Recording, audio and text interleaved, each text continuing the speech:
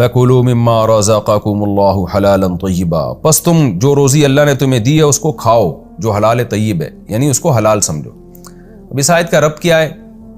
یعنی اللہ تو ایک بستی کا واقعہ بیان کر رہے ہیں کہ بستی نے ناشکری کی اور عذاب آیا، لہذا تمہیں چاہیے کہ اللہ کے حلال کو حلال سمجھو۔ تو کیا ربط ہے؟ مطلب ربط کو خوب سمجھیے، شرک کرنا بھی اللہ کی ناشکری ہے، کیونکہ خاص طور پر ان آیتوں میں سب سے پہلے اہل مکہ کو خطاب ہے، تو اہل مکہ کو بھی سمجھایا جا رہا ہے کہ تم بھی تو ایک ایسی بستی ہو جس پہ خوف بھی نہیں ہے اور یہاں کچھ بھی پیدا نہیں ہوتا، ایسی زمین ہے جو بنجر ہے لیکن پھر بھی رزق کی فراوانی ہے، پوری دنیا سے تجارتی تمہارے تعلقات ہیں اور تمہیں لوگ قتل بھی نہیں کرتے، تمہیں لوگ مارتے بھی نہیں ہیں، تمہارے تجارتی قافلوں کو آرام سے مختلف ملکوں سے گزرنے بھی دیتے ہیں، صرف یہ سوچ کے کہ مکہ کے لوگ ہیں جی، یہ تو بیت اللہ کے رکھوالے ہیں، یہ تو ابراہیم علیہ السلام کی اولادیں ہیں، تو بڑے قبیلے ہیں قریش کے، اور قریش جیسے قبیلے ہیں یہ تو معزز لوگ ہیں۔ تو تم بھی اگر اللہ کی ناشکری کرو گے نا تو تمہیں بھی اللہ تباہ و برباد کر دے گا۔ تو تمہاری ناشکری کیا ہے؟ اللہ کے ساتھ شرک کرنا، اور مشرکین میں جو سب سے بڑا شرک تھا اپنی طرف سے چیزوں کو حلال اور حرام کر دینا۔ جیسے دوسرے مقامات پر کئی جگہ یہ مضمون ہے نا، اپنے بتوں کے نام پہ جانور چھوڑ دیتے تھے اور کہتے تھے اس جانور کا دودھ بھی حرام اور اس کا گوشت بھی حرام۔ تو اس کو کی قرآن بار بار نفی کر رہا ہے کہ یہ تم نے خود سے کیوں حلال حرام کر دیا، تو اللہ کا کام ہے نا، قانون سازی اللہ کے ہاتھ میں، تمہارے ہاتھ میں نہیں ہے۔ تو اللہ کے علاوہ کسی کو قانون سازی کا حق دینا یہ بھی ایک بڑا شرک ہے۔ مینجمنٹ کی حد تک تو انسان کو اجازت ہے کہ لال بتی پہ رکنا ہے اور گرین پہ چلنا ہے، ان چیزوں کا تو مینجمنٹ سے تعلق ہے نا، خود چیزوں کو حلال و حرام کر دینا اس کا تو انسان کو رائٹ ہی نہیں ہے۔ انسان کے لیے وہ ذات قانون بنائے گی جو انسان سے اوپر کی ہے، انسان اپنے سے نیچے والوں کے لیے قانون سازی کرے گا، جانوروں کے لیے، اپنے لیے نہیں کر سکتا۔ اپنے لیے تو انسان سے اوپر کی ذات ہے جو اللہ ہے، وہ بتائے گا کہ کیا لیگل ہے کیا انلیگل ہے۔ تو اس لیے بہت بڑا شرک ہے، خوب سمجھ لیں، قرآن اس کی بہت نفی کرتا ہے کہ حرام کو تم نہ حلال کر سکتے ہو اور نہ حلال کو تم حرام کر سکتے ہو۔ اس آیت کی روشنی میں پتہ چلتا ہے، آپ دیکھیں نا، اسلام نے نکاح اور طلاق کا ایک ضابطہ بنایا کہ بیوی حلال کب ہوتی ہے حرام کب ہوتی ہے۔ ہماری عدالتوں نے سارے سیٹ اپ کا بیڑا غرق کر دیا ہے۔ میں بار بار چیختا ہوں عدالتی خلا کے خلاف۔ جب آپ بتاؤ کہ کھانے پینے کی چیز کو حلال حرام انسان نہیں کر سکتا، تو ایک عورت اور شوہر، ایک میاں بیوی کو ایک دوسرے پہ حلال و حرام کرنا یہ تو اس سے زیادہ سنگین مسئلہ ہے۔ اس میں تو زیادہ احتیاط کے پہلو کی طرف آپ کو توجہ کرنی چاہیے۔ اس میں ہماری عدالتوں نے کیسے ایک جرت کی ہے کہ ایک عورت اٹھ کے چلی جاتی ہے اور جج اس کو خلا کی ڈگری پکڑا دیتا ہے، جبکہ قرآن کیا کہہ رہا ہے؟ او یعفو الذی بیدہ عقدۃ النکاح، کہ عقدہ نکاح جو ہے، نکاح ختم کرنے کا رائٹ وہ شوہر کے پاس ہے۔ وہ اس سے صاف پتہ چل رہا ہے وہ کورٹ کے پاس نہیں ہے، سوائے چند صورتوں کے جن کی احادیث میں اور فقہ کی کتابوں میں تفصیل ملتی ہے، لیکن وہ چند صورتیں تو نہیں دیکھی جاتی ہماری کورٹ میں۔ تو یہ بہت بڑا جرم ہے، لیکن میں حیران ہوتا ہوں اس پر آواز کیوں نہیں اٹھائی جا رہی، اس پر سب خاموش کیوں ہیں۔ بہت ہی ایک حیرانگی ہوتی ہے کہ اتنی دھڑلے کے ساتھ، یعنی مشرکین ایک گوشت کو حرام کر رہے ہیں تو اللہ کا غضب نازل ہو رہا ہے، اور آپ جو ہے ایک عورت جو اپنے شوہر کے لیے حلال ہے، اس عورت کو ایک اجنبی کے لیے حلال کر رہے ہیں آپ، جس پر یہ حرام تھی۔ جب خلا لے کے کہیں اور شادی کرے گی تو اس کے لیے تو حرام ہوگی نا، اور آپ اس پر حلال کر رہے ہیں اس کو۔ یہ جرم خدا کی قسم اس جرم سے زیادہ بڑا ہے، یہ جو ہماری عدالتوں نے آج اور اسلامی ملکوں کی عدالتوں نے ایک جرم کیا ہوا ہے۔ تو یہ بہت بڑا سنگین جرم ہے، اس کے خلاف جتنی آواز اٹھائی جائے کم ہے، اور ان خواتین کو خدا کے قہر اور غضب سے ڈرنا چاہیے جو کورٹ سے خلا لے کے کہیں اور شادیاں کر رہی ہیں اور اپنے شوہر سے ایک بغیر اس کے جو شرعی جو ایک طریقہ ہے اس کو اختیار کیے بغیر وہ سمجھ رہی ہیں کہ ہمارا نکاح ختم ہو گیا اور ہم کسی اور کے لیے حلال ہو سکتے ہیں۔ ان کو بھی خدا کے غضب سے ڈرنا چاہیے۔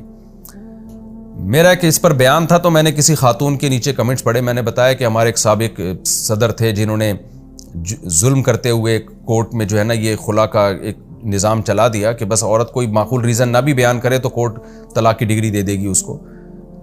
تو میں پورا اللہ کے عذاب سے ڈرا رہا ہوں خواتین کو۔ نیچے خاتون نے کیا کمنٹس کیے ہوئے ہیں کہ اللہ وہ فلاں جرنل کو اللہ ہدایت کو کا اللہ اس کو بہت جزائے خیر دے کہ اس نے ہمارے لیے اتنی آسانی پیدا کر دی۔ تو آپ کے لیے آسانی نہیں پیدا کی ہے، آپ کے لیے اس نے جہنم میں جانے کے راستے کھول دیے ہیں۔ عورت پہ اگر ظلم ہو رہا ہے تو اس کا ایک اسلام میں ایک طریقہ ہے کہ اس ظلم کو گواہوں سے ثابت کرے۔ پھر کس نوعیت کا ظلم ہے کہ جس میں وہ عدالت طلاق دے سکتی ہے اور کس نوعیت کا جرم ہے کہ جس میں آپ کو شوہر کو راضی کرنا پڑے گا طلاق کے لیے، راضی کیے بغیر طلاق نہیں ہو سکتی. اس کی پوری تفصیل ہے، اس میں ابھی نہیں جانا چاہتا. لیکن یہ جو ہمارے ہاں عدالتوں میں چل گیا ہے کہ عورت گئی اور کوئی ریزن ہو نہ ہو، بس عدالت نے ایک ڈگری پکڑا دی اور پھر عورت اس بیس پر کہیں اور شادی کر رہی ہے. اس کا مطلب یہ کہ آپ نے قانون ساز اللہ کو نہیں سمجھا، آپ نے قانون سازی کا اختیار انسانوں کو دے دیا ہے. یعنی قانون سازی کا مطلب کچھ قوانین ایسے ہوتے ہیں جن کا مینجمنٹ سے تعلق ہے، اس میں تو انسان کی اطاعت کا اللہ نے حکم دیا ہے. جیسے قرآن میں آتا ہے اطیعوا اللہ واطیعوا الرسول واولی الامر منکم، اے ایمان والو اللہ اس کے رسول کی اور امیر کی اطاعت کرو. اولو الامر میں بہت سارے لوگ داخل ہیں جس میں حاکم بھی داخل ہے، تو حاکم کی اطاعت کی جائے گی، لیکن جائز کاموں میں اور ان کاموں میں جن کا مینجمنٹ سے تعلق ہے. حلال و حرام میں اجازت نہیں ہے کہ حاکم حلال کو حرام کر دے اور حرام کو حلال کر دے. یہ بدترین تحریف ہے، اور اگر آپ سمجھتے ہیں کہ اس کو یہ حق حاصل ہے تو یہ شرک ہے. پھر یہ آپ خدائی اختیارات میں آپ کسی کو اللہ کے ساتھ شریک کر رہے ہیں. تو بہت بڑا جرم ہے، اس سے توبہ کرنا ضروری ہے. فَكُلُوا مِمَّا رَزَقَكُمُ اللَّهُ حَلَالًا طَيِّبًا. تو اللہ خاص طور پر اہل مکہ کو کہہ رہے ہیں کہ تم بھی اللہ کی نعمت کی ناشکری مت کرو. پچھلی بستی ایک ہم نے واقعہ سنایا نا کہ وہ بستی نے رزق تھا اور اللہ کی نعمت کی ناقدری کی، تو تم بھی ناقدری کر رہے ہو. ناقدری کیا ہے؟ تم حلال و حرام کا حق اللہ کو دینے کے بجائے خود سے اپنے پاس تم نے حق رکھا ہوا ہے اور تم خود سے چیزوں کو حلال و حرام کرتے ہو. تو یہ عمل چھوڑ دو، کیونکہ یہ عمل کرنا ناشکری ہے. لہذا کیا کرو، جو رزق اللہ نے حلال طیب پیدا کیا کلو، اس کو کھاؤ، یعنی اس کے کھانے کو حلال سمجھو، اس میں کوئی رکاوٹ نہیں ہونی چاہیے. وَاشْكُرُوا نعمت اللہ، اور اللہ کی نعمت کا شکر ادا کرو. ایک بستی جس کا واقعہ بتایا اس نے ناشکری کی تھی، تم توحید اختیار کر کے اللہ کی نعمت کا شکر ادا کرو. ان کنتم ایاہ تعبدون، اگر تم صرف اسی کی عبادت کرتے ہو. زبان سے تو تم دعویٰ کرتے ہو کہ ہم صرف اسی کی عبادت کرتے ہیں، لیکن جب تم خود سے کس چیزوں کو حلال یا حرام کر رہے ہو تو اس کا مطلب تم اس کی عبادت نہیں، تم اس کے علاوہ اپنے نفس کی عبادت کر رہے ہو یا اپنے بتوں کی عبادت کر رہے ہو. تو اس دعوے میں تم جھوٹے ہو. آگے اللہ فرماتے ہیں انما حرم علیکم المیتۃ والدم ولحم الخنزیر، اللہ نے تو صرف مردار کو، خون کو اور سور کے گوشت کو حرام قرار دیا ہے. وما اہل لغیر اللہ بھی، اسی طرح اس جانور کو حرام قرار دیا ہے جس پر اللہ کے علاوہ کا نام لیا جائے. تو یہ جو چیزیں تم نے حرام کر دی ہیں یہ کہاں سے آ گئیں؟ اس آیت کی میں پہلے بھی تفسیر بیان کر چکا ہوں کہ آج بہت سے مذہبی اسکالرز ایسے ہیں جو فقہ پراپر پڑھا نہیں ہوتا، احادیث پراپر پڑھی نہیں ہوتی اور قرآن کی آیتوں کی تفسیریں پھر غلط سلط کرتے رہتے ہیں بیٹھ کے. وہ کہتے ہیں دیکھو اس آیت میں اللہ نے فرمایا کہ انما کا معنی ہوتا ہے صرف، اللہ نے تو صرف مردار کو اور خون کو اور سور کے گوشت کو حرام قرار دیا ہے، یا اس جانور کو جس پر غیر اللہ کا نام لیا جائے. تو کہتے ہیں ان مولویوں نے پتہ نہیں اور بہت ساری چیزیں حرام کر دی ہیں، بلی بھی حرام کر دی اور گدھا بھی حرام کر دیا اور فلانی چیز بھی حرام کر دی اور فلانی بھی حرام کر دی. تو خوب سمجھ لیں اس آیت کا مطلب یہ جو حصر ہے نا کہ صرف، اس کو کہتے ہیں حصر اضافی. حصر اضافی کا مطلب ہوتا ہے جو بات چل رہی ہے نا اس کے لحاظ سے صرف کہا گیا ہے. تو بات یہ چل رہی ہے گویا اللہ تعالیٰ مشرکین کو بتا رہے ہیں کچھ چیزیں تو تم پہلے سے حرام سمجھتے ہو، کتا بلی کو تو تم ویسے ہی حرام سمجھتے ہو، ہم اس سے بات ہی نہیں کر رہے. جن چیزوں میں بحث چل رہی ہے نا، جن چیزوں میں بحث چل رہی ہے کہ ایک حلال جانور ہے، بتوں کے نام پہ چھوڑ کے تم نے اس کو اپنی طرف سے حرام کر دیا، تو یہ تو تمہارا حرام کردہ ہے. تو جن جانوروں کی بات چل رہی ہے نا ان میں صرف یہ والے حرام ہیں، باقی کتا بلی کی تو ہم یہاں بات ہی نہیں کر رہے. وہ تو تم بھی حرام سمجھتے ہو، ہم بھی حرام سمجھتے ہیں. وہ تو ابراہیم علیہ السلام کے ادیان میں ابراہیم علیہ السلام سے اس کی حرمت چلی آ رہی ہے اور یہود و نصارہ بھی اس کو حرام سمجھتے ہیں، گویا اس سے بحث ہی نہیں ہو رہی ہے. تو یہاں صرف کا مطلب وہ چیزیں جو ہماری موضوع بحث ہیں ان میں سے صرف یہ چیزیں حرام ہیں، وہ حرام نہیں ہے جن کو تم کر رہے ہو. یہ مفہوم ہے آیت کا. تو اس کا مطلب یہ نہیں ہے کہ گدھا کا چونکہ اس میں ذکر نہیں ہے لہذا گدھا بھی حلال ہو گیا، اور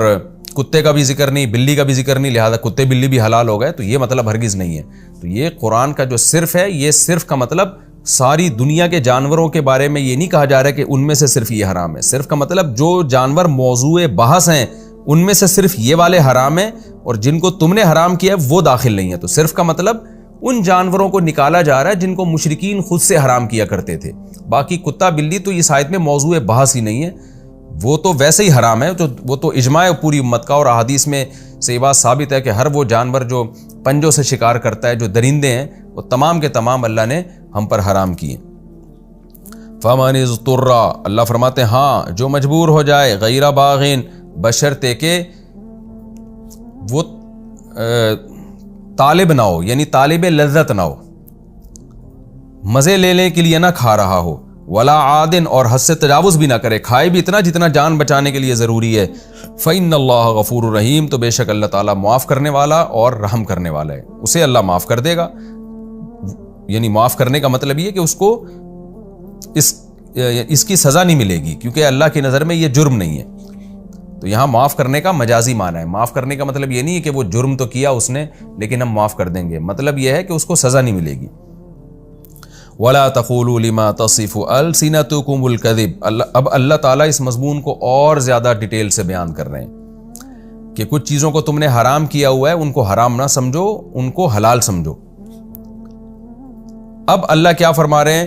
وَلَا تَقُولُوا لِمَا تَصِفُ أَلْسِنَتُكُمُ الْكَذِبَ، ان چیزوں کے بارے میں جن میں تمہاری زبانیں جھوٹ بول رہی ہیں، ان کے بارے میں یہ مت کہا کرو کہ یہ حلال ہے یہ حرام ہے۔ یعنی اللہ نے پہلے ہی بتا دیا کہ جب تم ان چیزوں کے بارے میں تبصرہ کرتے ہو کہ یہ حلال ہے یہ حرام ہے تو تمہاری زبانیں جھوٹ بول رہی ہوتی ہیں۔ تو یہ جن چیزوں کے بارے میں تمہاری زبانیں جھوٹ بولتی ہیں نا، اور وہ جھوٹ کیا ہے؟ وہ یہی ہے جو آگے آ رہا ہے کہ خود سے یہ فیصلہ مت کیا کرو کہ یہ حلال ہے اور یہ حرام ہے، بلکہ حلال و حرام کرنا یہ صرف اللہ کو اس کا رائٹ ہے، اللہ کو حق ہے۔ اس کا نتیجہ کیا نکلے گا؟ لِتَفْتَرُوا عَلَى اللَّهِ الْكَذِبَ، پھر تم اللہ پہ جھوٹ باندھو گے۔ اس میں بھی اللہ نے بتا دیا کہ خود سے کسی چیز کا فیصلہ کر کے حلال یا حرام قرار دے دینا جبکہ آپ کے پاس اس کی کوئی شرعی دلیل موجود نہیں ہے، تو یہ عمل بھی بہت بڑا جرم ہے، نہ حلال کہہ سکتے ہیں نہ حرام۔ میں آج کل لوگوں کی مینٹل لیول کی بات کروں، جو یوٹیوبرز آج کل مجتہد بنے ہوئے ہیں، میرا ایک بیان آیا، میں نے اس میں بتایا کہ امام ابو حنیفہ کے نزدیک صرف سمندر کی مچھلی حلال ہے، مچھلی کے علاوہ سمندر اور پانی کی جتنی مخلوق ہے وہ سب امام ابو حنیفہ کے نزدیک حرام ہے۔ مکروہ تحریمی کا مطلب حرام ہی ہوتا ہے، یعنی حرام کے قریب قریب۔ تو قریب قریب اس لیے کہا کہ کیونکہ فقہا کا اختلاف ہے نا، تو اس لیے ہلکا لفظ استعمال کیا جاتا ہے جب کوئی مسئلہ اختلافی ہوتا ہے۔ تو بعض لوگوں نے میرے خلاف ایک ریکارڈ کیا اور مجھ پہ طنز کیا کہ قرآن تو کہہ رہا ہے کہ اپنی طرف سے چیزوں کو حلال و حرام مت کرو، اور دیکھو یہ لوگ اندھے مقلد ہیں اور انہوں نے اپنی طرف سے مچھلی کے علاوہ جتنی مخلوق تھی اس کو حرام کر دیا ہے، اور پھر قرآن کی آیتیں فٹ کرنا شروع کر دیں۔ تو یہ بہت بڑی جہالت کی بات ہے، اس لیے کہتے ہیں جب تک پراپر وے میں آپ علم حاصل نہ کریں آپ کو شرعی مسائل بتانے کی اجازت نہیں، آپ لوگوں کو گمراہ کریں گے۔ تو اگر امام حنیفہ رحمہ اللہ نے سمندر کے علاوہ مخلوق کو حرام قرار دیا ہے تو اس کی وجہ یہ ہے ان کے پاس دلائل ہیں۔ یہاں قرآن منع کر رہا ہے، وہ دلائل کیا ہیں وہ میں کئی بار بیان کر چکا ہوں، میں اس کی ڈیٹیل میں نہیں جاؤں گا۔ یہاں جو قرآن کہہ رہا ہے نا، وہ کہہ رہا ہے کہ بغیر کسی دلیل کے، بغیر کسی شریعت کے اپنی طرف سے حلال و حرام کا اختیار، یہ سمجھنا کہ تمہارے پاس اختیار ہے، یہ کام مت کرو۔ تو امام ابو حنیفہ ہوں یا امام شافعی ہوں یا امام مالک ہوں یا امام احمد ہو، یہ اگر اپنی طرف سے چیزوں کو حلال و حرام کرنے لگتے تو یہ مسلمان ہی نہ ہوتے، یہ کافر ہو جاتے۔ ان کو آپ ائمہ مجتہدین میں شمار کرنا یا مسلمانوں کے مقتدی رہبر شمار کرنا یا امام فرض کر لینا، یہ تو بہت دور کی بات، ان پہ کفر کا فتویٰ لگایا جاتا۔ تو یہ ائمہ ہرگز اپنی طرف سے چیزوں کو حلال و حرام نہیں کرتے تھے۔ ہاں یہ ضرور ہے کہ شرعی دلائل میں بعض دفعہ تعارض ہوتا ہے، تو ایک امام ایک دلیل کو ترجیح دیتے ہیں، دوسرے دلیل کو، لیکن دونوں کا بنیادی مقصد یہی ہوتا ہے کہ شریعت کو جانچنے کی کوشش کرنا کہ اسلام اس بارے میں کیا کہتا ہے، تو اس بارے میں سمجھنے میں ان کی رائے میں اختلاف ہو سکتا ہے۔ تو یہی وجہ ہے کہ مجتہدین کا بہت سے مسائل میں اختلاف ہے، تو اس اختلاف کی بیس پر کسی ایک کو آپ کافر کہیں یا کسی ایک کو مسلم کہیں، یہ بالکل حرام ہے۔ بلکہ ایک نے حلال کہا ایک نے حرام کہا، وجہ اس کی ہے کہ ان کی نظر میں یہ تھا کہ حلال کے دلائل زیادہ ہیں، لہذا انہوں نے حلال کا فتویٰ دیا۔ ایک کی نظر میں یہ تھا کہ حرام کی طرف دلائل زیادہ ہے تو انہوں نے حرام کا فتویٰ دیا۔ کچھ چیزیں تو ایسی ہیں جن کے بارے میں پوری امت کا اتفاق ہے، جیسے کتا، بلی، گدھا اور خچر اور جتنے بھی درندے ہیں، چیل، یہ سارے جانور تمام فقہا کے نزدیک حرام ہیں۔ اور کچھ کے نزدیک کیا تھا کہ کچھ مسائل میں اختلاف ہو گیا، سمندر کی تمام مخلوق حلال ہے یا حرام ہے۔ امام ابو حنیفہ رحمہ اللہ نے کہا کہ بھئی صرف مچھلی کھانے کا ثبوت ملتا ہے، باقی چیزوں کا ثبوت نہیں ملتا، لہذا انہوں نے اس کو حرام کہا، کیونکہ احلت لنا میتتان، حدیث میں آتا ہے دو مردار ہمارے لیے حلال ہے، مچھلی اور ٹڈی۔ تو انہوں نے کہا کہ باقی تو مردار کو قرآن حرام قرار دیتا ہے، تو یہ بھی مردار کے حکم میں۔ دیگر ائمہ نے کہا کہ نہیں، احل لکم صید البحر، اللہ نے سمندر کے شکار کو حلال قرار دیا ہے، تو اس سے انہوں نے یہ مراد لی کہ بھئی ہر قسم کا شکار حلال ہے۔ اب میں ان دلائل کی بحث میں نہیں جاتا، اس پر میرے کلپ موجود ہیں۔ تو صرف میرا بتانے کا یہ مقصد ہے کہ اگر امام صاحب، آپ امام ابو حنیفہ ایک چیز کو ناجائز قرار دے رہے ہیں اور آپ یہ فتویٰ دو کہ کوئی دلیل نہیں ہے، خام خواہ میں ناجائز قرار دے دیا، تو آپ جب مطالعہ کریں گے تو آپ کو دلائل نظر آئیں گے۔ لیکن ان لوگوں پر اشکال یہ ہوتا ہے کہ حلال ہونے کی بھی تو کوئی مضبوط دلیل نہیں ہے نا۔ مچھلی کے علاوہ اگر سمندر کی باقی مخلوق حلال ہوتی تو کہیں تو نبی سے کھانا یا صحابہ یا تابعین سے کھانا ثابت ہوتا نا، کیکڑے کا کھانا یا باقی مخلوق کا کھانا کہیں تو ثابت ہوتا، کہیں بھی ثابت نہیں ہے۔ تو اس لیے اگر حرام قرار دینا جرم ہے تو حلال قرار دینا بھی جرم ہے۔ تو قرآن تو کہہ رہا ہے نہ یہ کہا کرو کہ ہذا حلال، یہ حلال ہے، اور نہ یہ کہا کرو یہ حرام ہے، جب تک تمہارے پاس کوئی دلیل نہ ہو اپنی طرف سے حلال و حرام مت کرو۔ تو اس لیے خوب سمجھ لیں کہ مجتہدین کی رہنمائی کے بغیر، مفسرین کی رہنمائی کے بغیر، جو آج کل اسکالرز خود سے قرآن و سنت کی تشریحات میں لگے ہوئے ہیں، یہ ان میں تشریحات کم ہیں، تحریفات زیادہ ہیں۔ بہرحال ہمیں یہ بات معلوم ہو گئی کہ اللہ کی طرف سے اس پر بہت سخت پابندی ہے کہ آپ شرعی دلیل کے بغیر اپنے کلچر کی وجہ سے یا جہالت کی وجہ سے آپ خود بخود چیزوں کو حلال و حرام کرنا شروع کر دیں، جیسے کہ آج کل یہ کام شروع ہو چکا ہے۔ تو یہ بہت بڑا جرم ہے اور اس کو افتراء علی اللہ کہا قرار دیا گیا، یہ اللہ پہ جھوٹ ہے، اور اس کو ناشکری قرار دیا گیا ہے، اور ایسی ناشکری جس کی وجہ سے اللہ کا بستیوں پر عذاب آتا ہے۔ آگے اللہ فرماتے ہیں ان الذین یفترون علی اللہ الکذب، بے شک وہ لوگ جو اللہ پر جھوٹ باندھتے ہیں، لا یفلحون، وہ کامیاب نہیں ہو سکتے، متاع قلیل، اللہ پہ جھوٹ باندھا کیوں جاتا ہے، خود سے قانون سازی کیوں کی جاتی ہے، دنیا کے چند ٹکوں کی خاطر۔ مثال کے طور پر ہماری کورٹ نے جو خلا کا فیصلہ دیا نا کہ عورت بھی خود سے جا کے یک طرفہ خلا لے سکتی ہے، یورپ کو خوش کرنے کے لیے، اہل مغرب کو، امریکہ کو خوش کرنے کے لیے، تاکہ وہاں سے امداد آئے، کیونکہ وہ ویمن رائٹس کے خلاف سمجھتے ہیں اس بات کو کہ مرد کے پاس ڈیورس کا حق ہو۔ تو ان کو خوش کرنے کے لیے ہم کیا کرتے ہیں، اپنا جو ہمارا ایک دین اور ہمارا مذہب ہے اور 1400 سال سے ہمارے خوبصورت کلچر ہے، اس کلچر کو ہم چینج کرنے لگتے ہیں، ان کے اشاروں پر ہم خواتین کو وہ حقوق دینا شروع کر دیتے ہیں جو اسلام نے نہیں دیے، جس کے نتیجے میں خواتین کو حقوق ملتے نہیں ہیں، خواتین کا اور بیڑا غرق ہو جاتا ہے۔ مثال کے طور پر ہماری عدالتوں نے عورت کے رائٹ کو بڑھانے کے لیے طلاق کا حق ان کو دے دیا، لیکن نتیجہ کیا نکل رہا ہے، اس سے مردوں میں شادیوں کا رواج کم ہوگا، اور نتیجہ آخر میں یہ ہوگا کہ وہی خاندانی نظام تباہی بربادی کی طرف جائے گا جو یورپ اور امریکہ میں گیا ہوا ہے، اور بالآخر پھر عورتیں اسی طرح شوہر کو ترسیں گی جیسے ان کی عورتیں ترستی ہیں۔ کوئی مرد ان سے نکاح کے لیے تیار نہیں ہوتا، گرل فرینڈ اور بوائے فرینڈ یہ سیٹ اپ چلتا رہتا ہے، جو بڈھے ہونے کے قریب ہوتے ہیں پھر جا کے جناب وہ وفا کرتے ہیں اور عورتوں سے نکاح کرتے ہیں وہ، ورنہ جو رزلٹ اس سوسائٹی میں عورت کا حشر ہے وہ آپ جا کے اپنی آنکھوں سے دیکھ سکتے ہیں، تو یہی نتیجہ نکلے گا۔ تو اللہ فرماتے ہیں یہ سب تم متاع قلیل، دنیا کے چند ٹکوں کی خاطر کر رہے ہو، تو یہ متاع قلیل ہے، وَلَهُمْ عَذَابٌ عَلِيمٌ، لیکن ایسے لوگوں کے لیے دردناک عذاب ہے۔ اب وہی قرآن اشکال کا جواب دیتا ہے کہ یہودی فوراً اعتراض شروع کر دیتے تھے، اچھا بھائی حلال و حرام کا اختیار تو اللہ کے پاس ہے، تو یہ جو اونٹ آپ کھاتے ہیں یہ تو حرام ہے، یہ حلال کیسے کر دیا آپ نے؟ تو قرآن ایک پہلے ڈیٹیل میں جواب دے چکا ہے، اب صرف اس جواب کی طرف قرآن ہلکا سا اشارہ کر رہا ہے کہ وَعَلَى الَّذِينَ هَادُوا، جو یہودی لوگ تھے، حرمنا، ہم نے ان پر خود حرام کیا تھا، ما قصصنا علیک من قبل، وہ چیزیں جو ہم پہلے بیان کر چکے ہیں قرآن میں، ہماری تفسیر کے لیکچر میں بھی سورہ انعام میں یہ گزر چکا ہے، وَحَرَّمْنَا عَلَيْهِمْ شُحُومَهُمَا، جانوروں کی چربی حرام کر دی تھی اللہ نے۔ تو اللہ کہتے ہیں وہ ہم نے خود سے حرام کی تھی اور اس کی ایک حکمت تھی، وَمَا ظَلَمْنَاهُمْ، ہم نے ان پہ ظلم نہیں کیا تھا، وَلَٰكِنْ كَانُوا أَنفُسَهُمْ، یہ خود اپنی جان پہ ظلم کرتے تھے، تو ان کے گناہوں کی وجہ سے ہم نے حرام کی تھی، وہ اصل میں حرام نہیں ہے، تو وہ حلال ہیں۔ تبھی جو محمد صلی اللہ علیہ وسلم اونٹ بھی کھاتے ہیں، اونٹ کی چربی بھی کھاتے ہیں، گائے کے گوشت کو بھی حلال سمجھتے ہیں، اس کی چربی کو بھی حلال سمجھتے ہیں، تو وہ اس لیے نہیں کہ اپنی طرف سے حلال کیا، بلکہ اس لیے کہ وہ ویسے ہی اللہ کی طرف سے حلال ہے، یہودیوں پر کسی خاص وجہ سے وقتی طور پر حرام ہوئی تھی وہ۔ وَلَٰكِنْ كَانُوا أَنفُسَهُمْ يَظْلِمُونَ ثُمَّ إِنَّ رَبَّكَ لِلَّذِينَ عَمِلُوا السُّوءَ بِجَهَالَةٍ، پھر اللہ ایک امید کی بات کر کے سب کو ایک تسلی دیتے ہیں کہ دیکھو جو کچھ تم سے ہو چکا ہے نا وہ بھول جاؤ، کسی نے شرک کیا، کسی نے اپنی طرف سے چیزوں کو حلال کیا، کسی نے اپنی طرف سے چیزوں کو حرام کیا،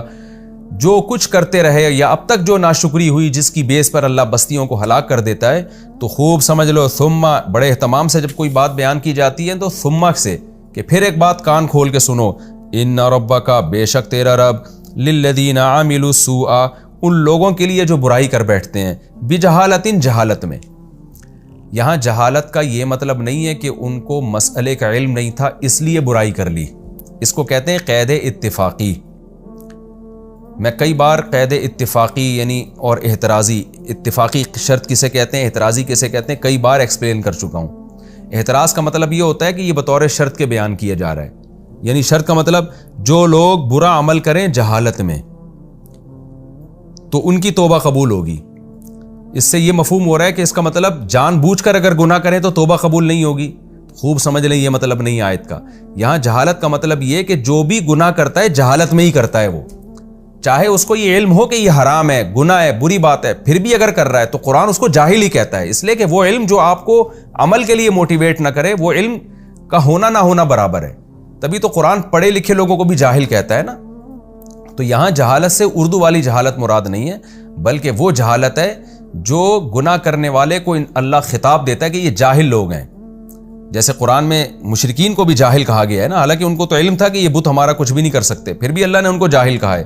تو یہاں مراد یہ ہے کہ جو بھی گناہ کرتا ہے وہ جہالت میں ہی، کیونکہ اللہ کی خشیت کا علم اس کو نہیں ہوتا، اس کے انجام کی طرف وہ سوچتا نہیں ہے۔ تو خوب سمجھ لیں جب بھی قرآن میں اس طرح کا لفظ آتا ہے نا کہ جو جہالت میں گناہ کرتے ہیں ان کی توبہ قبول ہوتی ہے، تو اس کا یہ مطلب نہیں ہے کہ جو جان بوجھ کر گناہ کرتے ہیں ان کی توبہ قبول نہیں ہوتی، بلکہ یہ جہالت سے مراد وہ جہالت ہے جو گناہ گار کے ساتھ چمٹی بھی ہوتی ہے۔ جب بھی کوئی گناہ کرے گا چاہے وہ عالم بھی ہو تو وہ اس وقت جاہل ہی ہوتا ہے وہ۔ تو اللہ فرماتے ہیں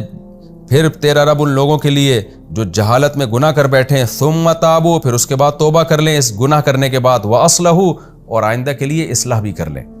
ان ربک من بعدھا لغفور رحیم، تیرا رب اس کے بعد غفور بھی ہے اور رحیم بھی ہے، معاف بھی کرے گا اور اضافی رحمت بھی کرے گا۔ تو یہ اصلحوا بھی قید اتفاقی ہے، احترازی نہیں ہے، اس لیے کہ قرآن و سنت میں یہ مضمون بہت وضاحت کے ساتھ ہے کہ اگر آپ گناہ کر کے اچھی طرح توبہ کر لیں اور آئندہ نہ کرنے کا عزم کریں اور پھر بھی اگر دوبارہ گناہ ہو جاتا ہے تو پچھلی توبہ ختم نہیں ہوتی، وہ گناہ آپ کا معاف ہو جائے گا۔ تو اصلحو کا مطلب کیا ہے کہ آئندہ کے لیے اصلاح کر لیں، یعنی اس میں ایک ترغیب ہے کہ جب توبہ کرو تو آئندہ کے لیے اصلاح بھی کرو، لیکن یہ شرط کے طور پہ نہیں ہے کہ اگر آئندہ اصلاح نہیں ہوئی تو پھر معاف نہیں ہوگا۔ حدیث میں یہ مضمون بہت وضاحت کے ساتھ ہے کہ جو بھی گناہ کرتا ہے سچی توبہ کرے، آئندہ نہ کرنے کا عزم کرے، تو اگر اصلاح بالفرض نہیں بھی ہوئی، دوبارہ گناہ بھی ہو گیا تو بھی پچھلی توبہ ختم نہیں ہوتی، پچھلا گناہ معاف ہو جاتا ہے۔ تو اس لیے اللہ نے ایک ترغیب دی ہے کہ اصلاح کرنی چاہیے مسلمان کو، اور یہ اس لیے بھی بتایا ہے کہ جو گناہ کر کے توبہ کرے اور اصلاح نہ کرے نا، پھر بار بار اس سے گناہ ہوگا اور پھر گناہوں کا عادی ہو کے جہنم میں چلا جائے گا وہ۔ تو توبہ کامل طور پر جبھی ہوتی ہے اور اس پر انسان قائم جبھی رہتا ہے، اور وہی توبہ جہنم سے بچنے کا ذریعہ بنتی ہے کہ جس میں توبہ کے بعد اصلاح عمل بھی ہو، ورنہ توبہ کر کے توڑتا رہے گا اور بالآخر جہنم کی نظر ہو جائے گا، تو اس کا پھر اس توبہ کا فائدہ نہیں ہوگا جو فائدہ اس کو ہونا چاہیے۔ اس لیے بھی قرآن اصلاح کا تذکرہ کرتا ہے کہ جو توبہ کریں اور آئندہ کے لیے اصلاح عمل کر لیں۔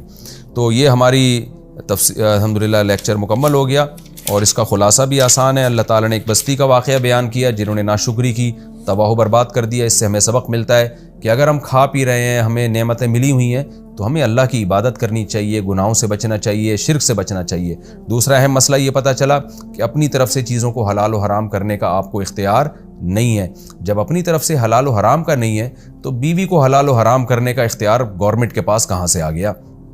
اور عدالت کے پاس کہاں سے آ گیا۔ اور تیسرا اہم مسئلہ ہمیں یہ پتہ چلا